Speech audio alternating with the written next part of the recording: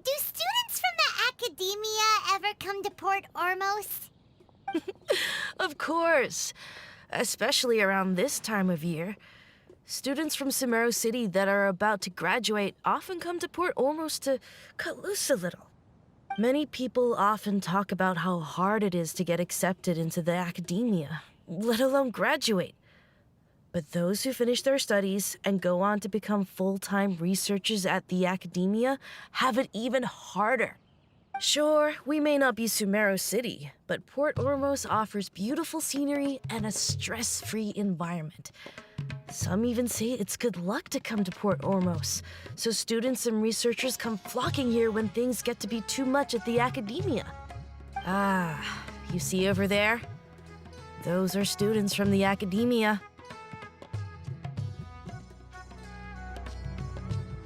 They've been looking worried and miserable ever since they got here a few days ago. If you ask me, the life of a merchant is better. So long as the Akasha teaches us what we need, then life is good. Those students seem to be discussing something. Let's see if we can listen in.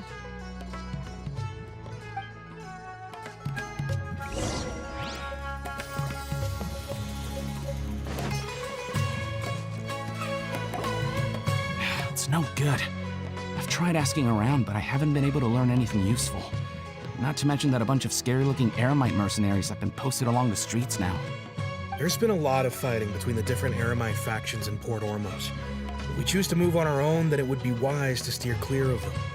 Especially the group that's constantly shouting some stuff about King Deshret and some resurrection. I've even heard that the Citadel of Regzar is starting to get fed up with them. What was that group called again? Ein something or other? They're called Ein El Akhmar. Today, I heard that the thing we're after might be in their possession at the moment. Wait, come again? Don't you see? Many of the Eremites in Port Ormos deal with trading this kind of thing. They're usually pretty wary of outsiders, but not so with students of the academia. It's because the kind of goods that students are looking for aren't the kind of goods that Eremites are after. As long as they know you're a student, then deals can be made. I've heard that Ein El Hakmar likes to set up shop at the Jafar Tavern. Supposedly, if you're willing to part with 500,000 Mora, they'll give you info on anything. Wait, did you say 500,000? If information alone costs that much, then how could we ever afford to buy what we're looking for? I guess we might as well give up on trying to graduate this way. I wouldn't worry too much. Our field of research is very niche. Who else could possibly be after that kind of shady knowledge?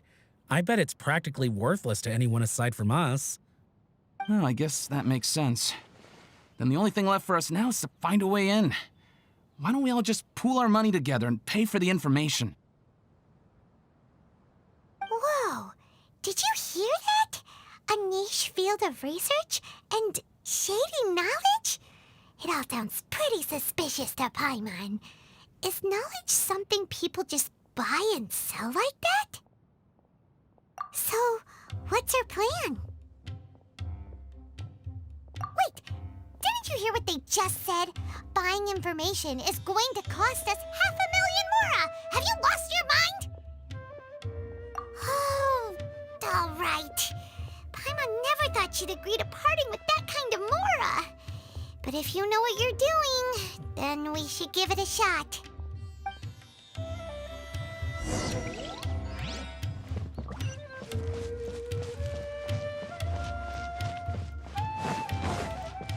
Hello there, my friend. Fate must have brought us together.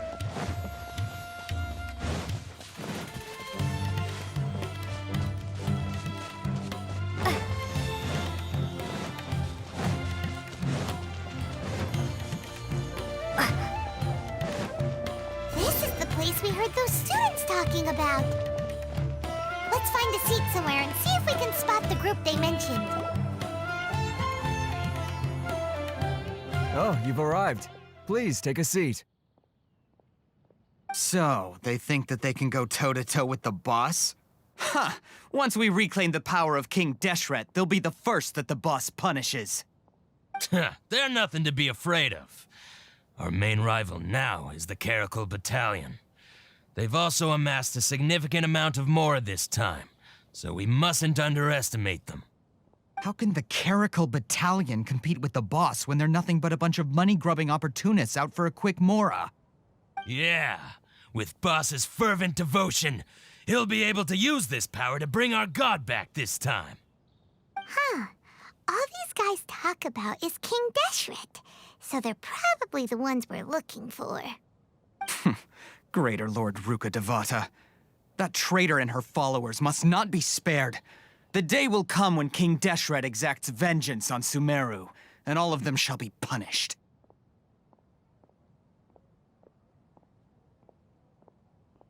Yeah, Paimon was wondering what they meant too. We should ask about that if we get the chance later.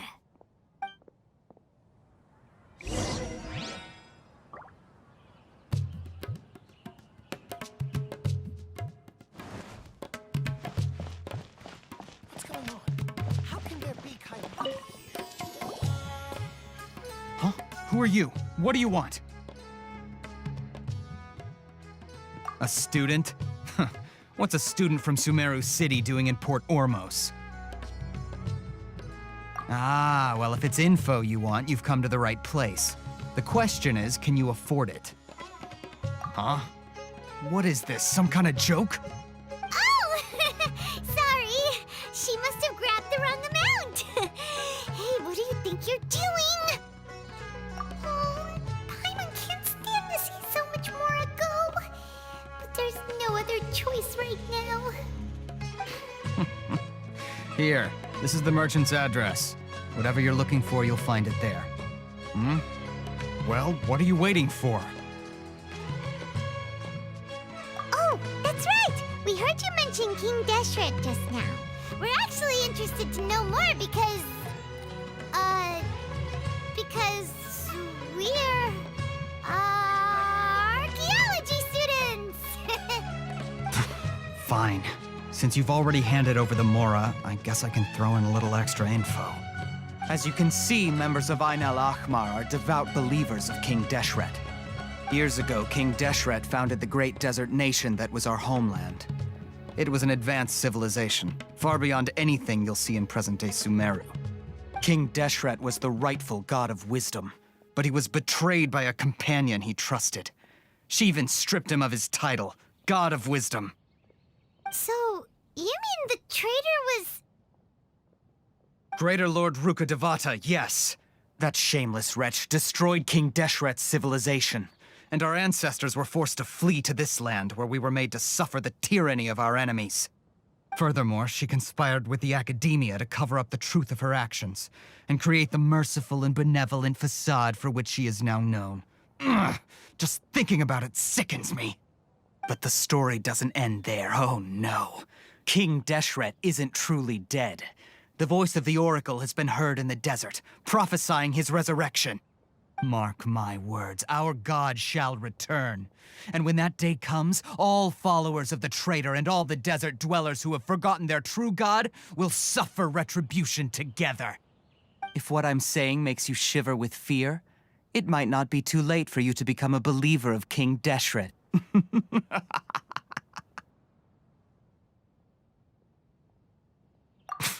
I don't have anything to say to you academia people about that. I think this conversation has reached its end. Not just yet. This man is a fraud. Huh? You again? Deranged academia lunatic. Yes, it's me again. I already warned you that if you weren't willing to sit and discuss things with me, I'd take measures to make things uncomfortable for you. Listen to me. That address he gave you is fake. Or at least, you won't find a merchant waiting for you there. This group has been boasting all around that they can provide information on a certain item as a means of luring people into their territory. Once you show up, they keep up the act until they have hard evidence that you want to purchase said item. Then they use that to squeeze you for all the more you're worth. Hey! Shut it all, Hatham! What are you playing at, trying to ruin our business like this, I told you the other day. I wish to discuss my terms with your boss. Ha! The boss made it perfectly clear that he won't negotiate with you. Yes, and in no uncertain terms. But that was then. It does not preclude him from changing his mind in the future. I'm warning you, don't push us, or this could get ugly. We don't usually get rough with people from the academia because it just complicates things. For a lunatic like you, though, we might just have to make an exception. If you're suggesting that we escalate this from a verbal exchange to a physical one, I accept. After all, even the Archons used war to negotiate the ownership of Tevat. If, on the other hand, we can't agree on any means of negotiation at all, then I'm afraid my next course of action will sting a little more than the mere falling through of a few business deals. I will jeopardize the Eremite's reputation, which I know you value above all else. I am quite confident that if I began to take such action, your boss would willingly approach me himself. However, I fear that by then, some things will have happened that cannot be undone. Also, a word of advice. I suggest you tell your boss exactly what happened here today. Otherwise, he might blame you for not telling him in the future. What did you say? Consider this. Have I ever failed to follow through on my word in the past? This guy is really out of his mind. Okay then. If you really have a death wish, let's meet a week from today. The pier in front of the Pharos Lighthouse, 4 o'clock in the afternoon, sharp. Don't expect us to hold back. Not so fast. First, you return the 500,000 mora to them.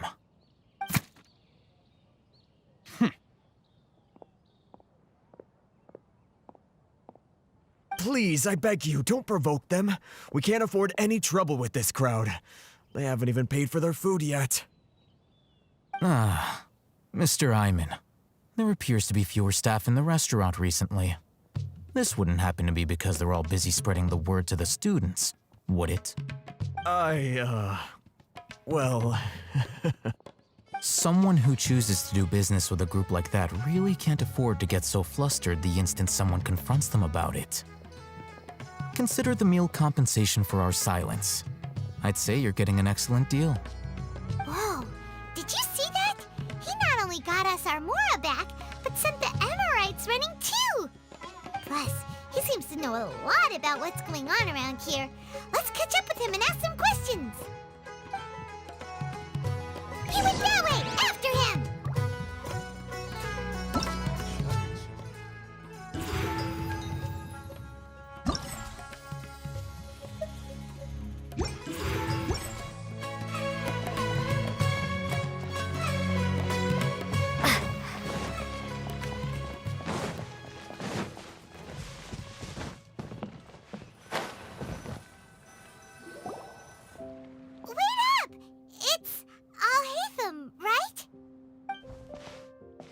What do you want? No need for thanks.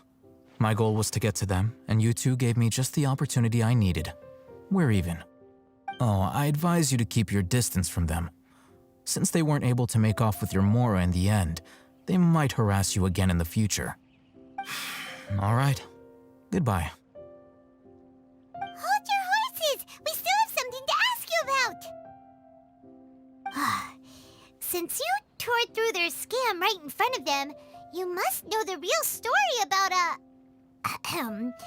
certain something, no? Who exactly are you two? And why are you inquiring about that? A student. Right. Look, you should know that those thugs conducting business with you had nothing to do with your lie.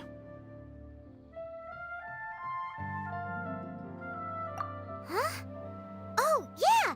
She's really strong! Weren't you saying something about a physical exchange? We can help with that. She doesn't even have a vision. Forget it. Maybe not, but she can still use elemental energy. Otherwise, there's no way we'd go asking for info from from guys like that.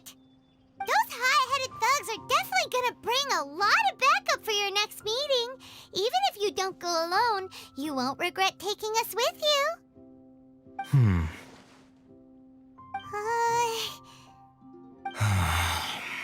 All right, I accept. Got a pen and paper? If you're searching for someone who sells that kind of merchandise, I'll give you one of their addresses, and you can try your luck. We'll reconvene at the appointed time by the pier. It doesn't matter if you show up or not.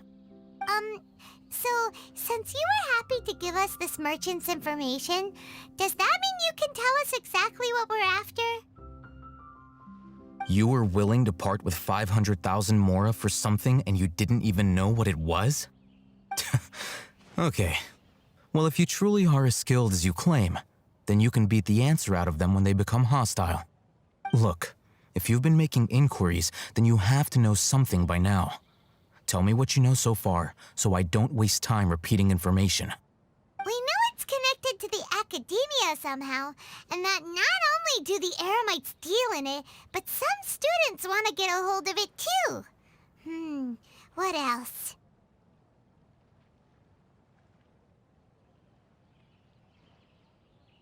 You know almost everything there is to know, but you're unable to compile this information because you've never seen the object before.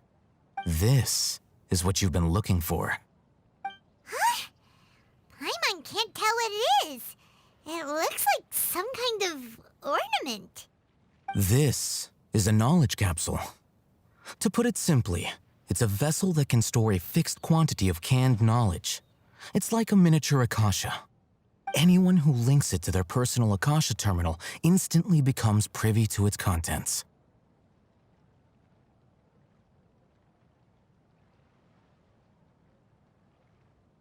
Correct. Anyone.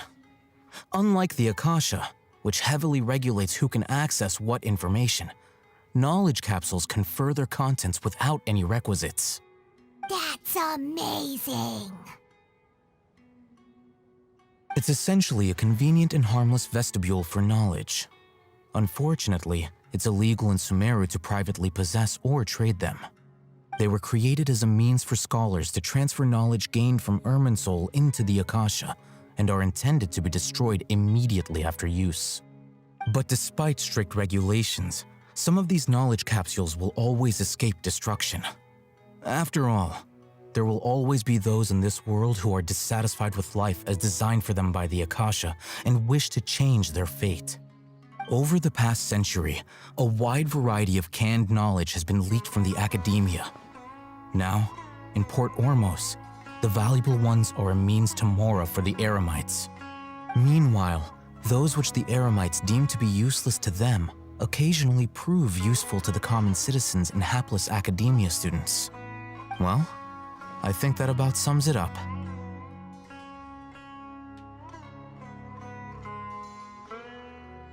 Ah, so that's your true objective. With our current arrangement, I don't believe I can offer an answer.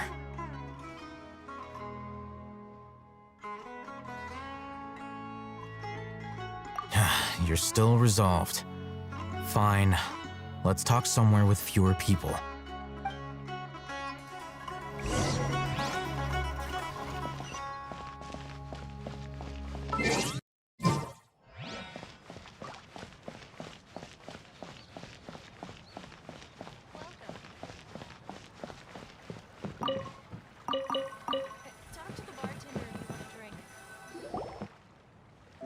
Let's continue our conversation here. If you wish to learn more about the knowledge capsule that the Academia lost, then you must help me with something.